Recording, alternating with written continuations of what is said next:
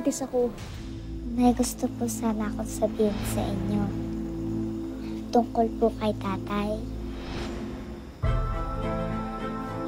Ako! Pinagati mo lahat kita!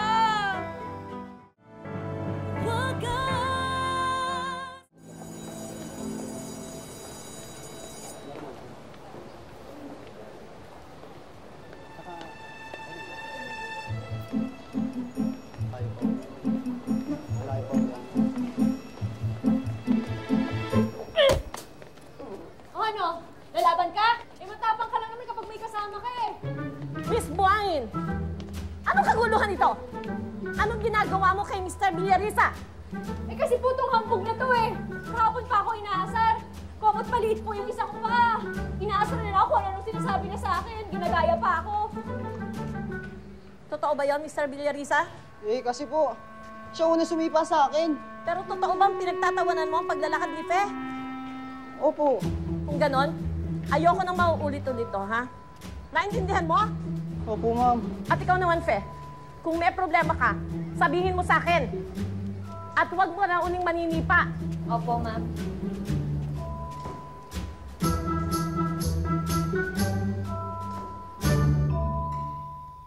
Kung nakita niyo lang yung mukha ng Villarisa na yon, nako, namutla siya. Akala niya ata mahuhulog siya dun sa hagdan. Ibang klase ka talaga, Fe, no? Kahit na-polio yung paa mo, hindi na babawasan yung kumpiyansa mo sa sarili mo. Siyempre naman. Kung ba't pilay-pilay ako, pwede na nila akong maliitin. Nabibigay ni Ellie. Sino Ellie? Ano naman yan?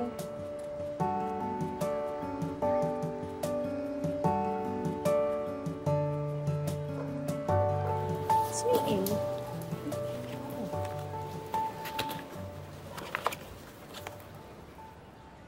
Dear Fe, kamusta ka ngayong araw na to? Ako nga pala si Ellie. Pasensya na kung sa ganitong paraan ako nakapagpakilala sa'yo. Mahanap lang ako ng tamang tiyempo. Sumulat lang ako para sabihin sa'yo na mahanga ako sa tapang mo.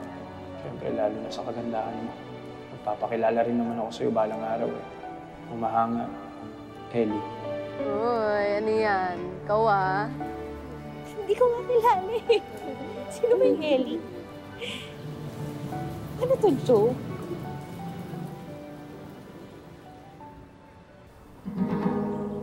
Sige, ulit.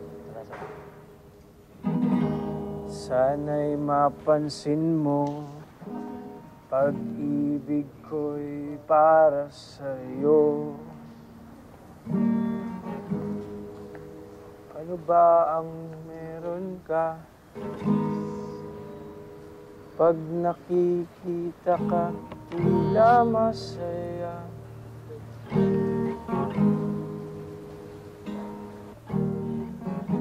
Apang... Miss Buangin!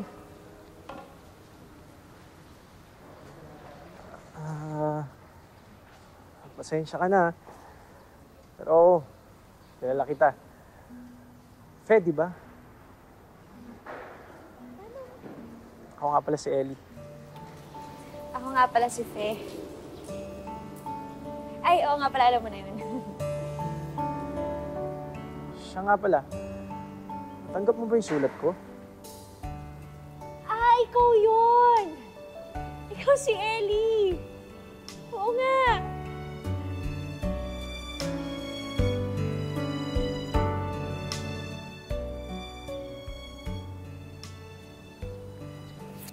Ay!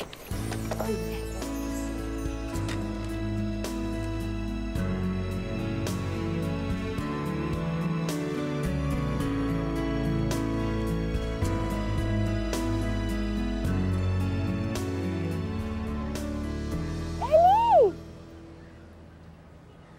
Buangin! Teka, dito ka din nag-aaral? Oo. Teka nga, sandali. Sinusundan mo ba ako ng eskwelahan, ha? Ay, hindi ah. Grabe ka. Biro lang. Ito naman mapagpatol eh. Hirap, no? Ang hirap pag bagong lipat ng eskwela. Buti nga nandiyan ka eh. At least may kalala ako. Tutuwa ka ba kasi meron kang kakilala dito sa bagong eskwelahan mo. O baka naman natutuwa ka kasi nakita mo ako. Ewan ko sa'yo. Biro lang ulit. Ito naman, di mabiro eh. Hindi ka, nasamahan na kita sa klase mo. Saan ba? Hindi ko nga alam kayo na ko pa hinahanap yung kwarto eh. Hindi ka, samahan kita. Saan ba dito yung yung guidance? Dito, tara. Ah? Hindi ka ako na nga magbubuhat Ako ng na daming nga. buhat eh. Pag napagkakaulit, makikita ko mo yan. Eh, pasensya ka na. Late na kami pinakawalan ng teacher ko eh. Oh. May problema ba? Wala. Masyado lang kasing mahirap tong homework ko. Mahirap. Eh, maning-mani mo lang yan eh.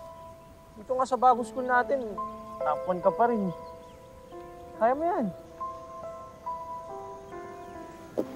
Ellie, buntis ako.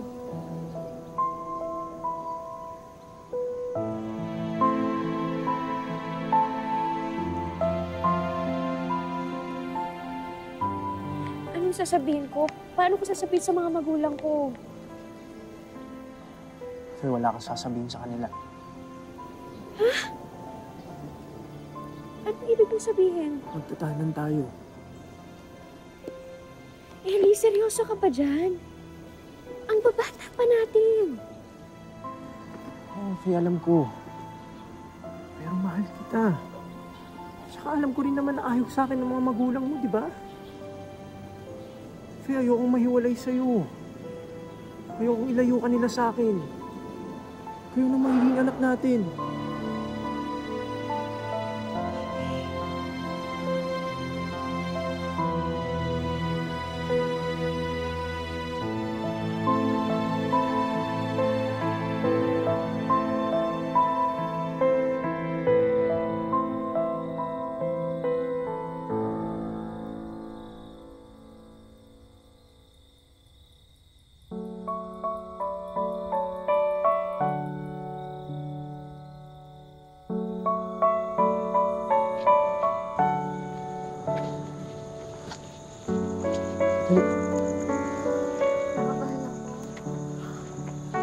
Ako din eh.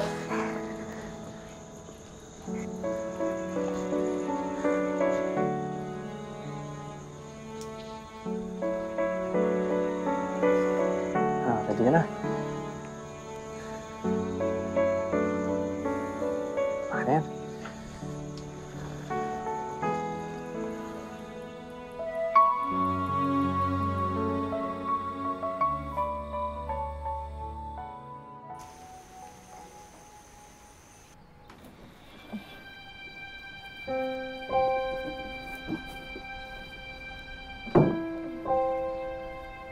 Hi, anak. Nanay. Morning. Ano, Agong? Kain ka na. Okay lang, Agong. Sige na. May Ikaw kagahan ka. kumain ka na. Ako nga nagluto yun. Niluto ko nga para sa'yo. Agong. Kaya mo ba? Oo, kakin na. Oh, naglugulo. Oo, dahan. Yan. Yan. Oh, gusto-gusto sa'yo ah. Oo nga, nakasmile. Ano bang niluto mo? Kumain ka na. Ha? Ano niluto mo dyan? Ah, tuyo. Yan, kasi naman.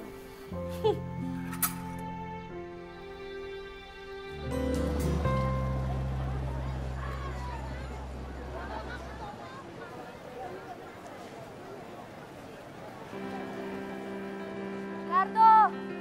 Tulungan mo ako magbuhat nito. Ito yung mga bagong huli eh. Suki! Ito na, may mga bago akong huli. Ano yung mga dyan? Ha?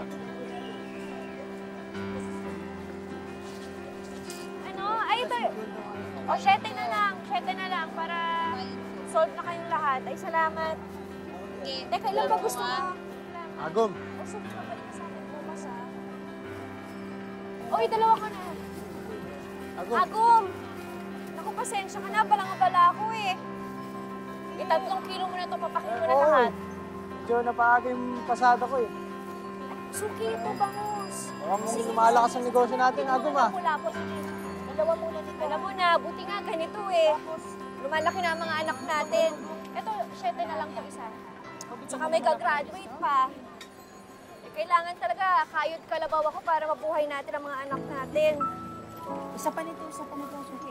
Kalahati nito. O sige, ito na. Wala bang mga bagong Ito naman. Ikaw, humingi ka na naman ng discount sa akin. Teka nga, ikaw, balik ka sa akin. Oo, bigyan mo ako. O sige na, ito na. Bibigay ko na sa'yo to. Bibili pa kasi kami ng buhay. Nasaan na ba si Carlo? Carlo, lagay mo naman dito yung mga maya-maya.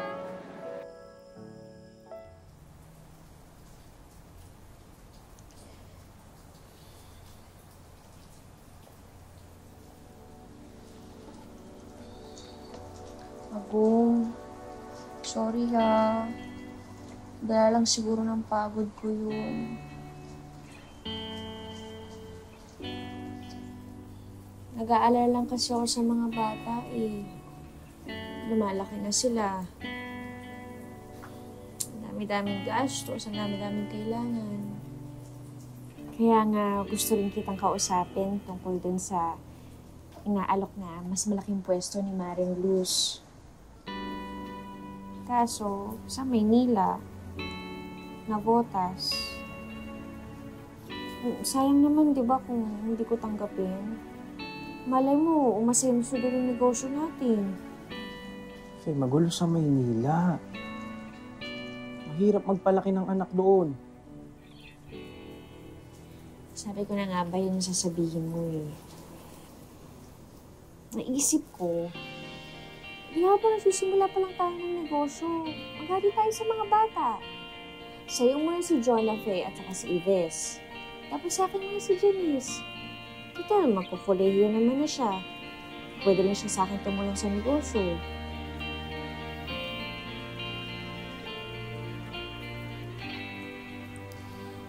Ganito na lang. Mabuti siguro kumuha na lang din tayo ng tutulong sa'yo sa bahay. Si Lourdes! Ay, mukhang mabait yung batang yun. At least kampante ako, di ba? Alam kong maaalagaan kayong mabuti. Agum, please. Pumayag ka na. Agum.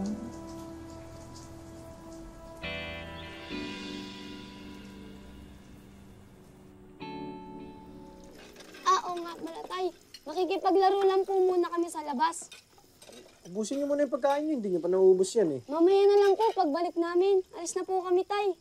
O siya, sige. Kayo lalayo ha. Opo. Tara na, bilis. Huwag makikipag-away. Opo. Ligpitan ko lang po ito, kuya. Yan, sige. Tapos na po kayo? Okay, ito rin.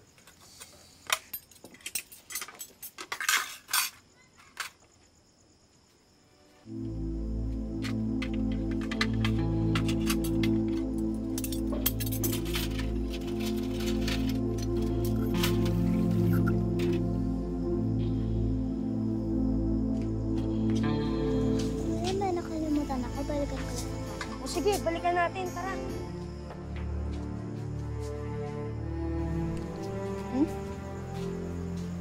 Anong ginagawa nila?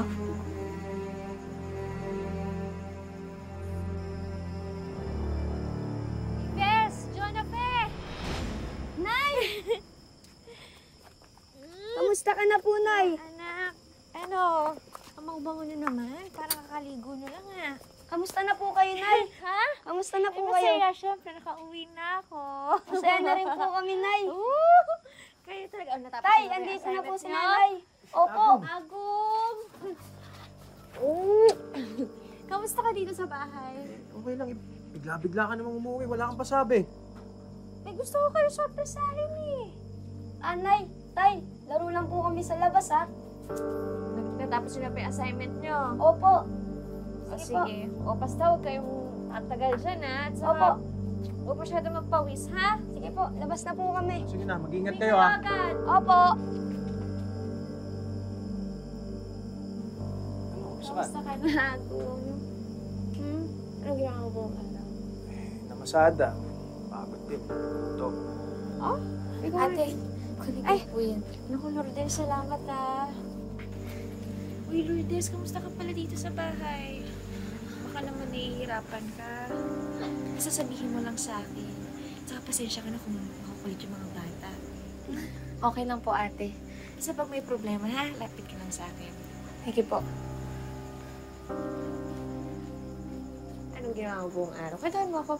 Kwentuhan mo ka ng araw. Anong ginawa mo? Masada. Ano pa?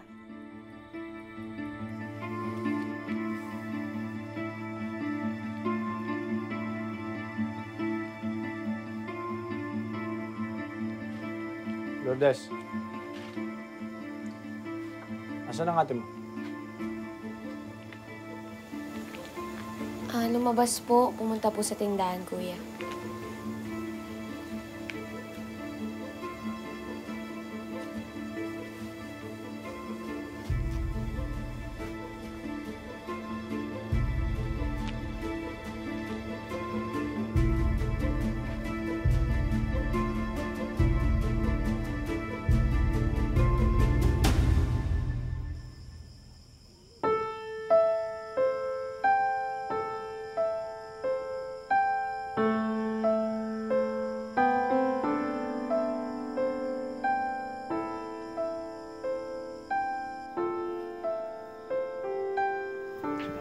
Paano nangyari yun? Ha? Paano hindi ko alam? Hindi mo namin ni Feto.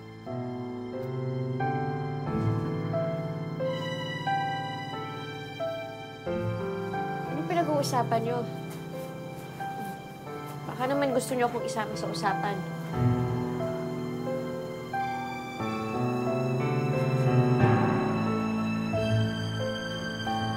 Agop!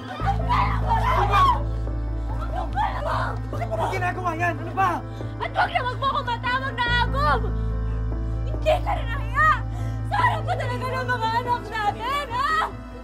Walang hiya ka! Walang hiya ka! Pinagkatiwalaan kita! Pinagkatiwalaan ko kayo! Nagpapakahirap ako magtrabaho sa Maynila para lang mabuhay ang pamilya natin! Pero ito lang yung gagawin mo sa akin! Ah! Ang kapal na mukha mo! Wala kang hiya ka! Wala kang... Walang hiya ka!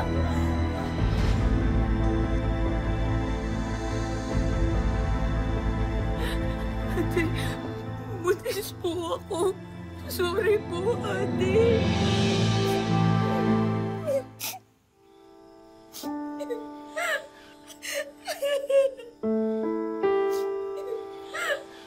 Lourdes, pwede ba iwan mo muna kami mag-asawa?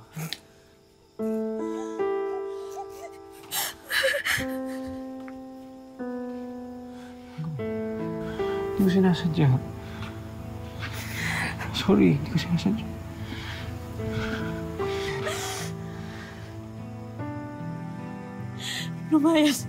Lumayas ka dito sa pamamahay ko.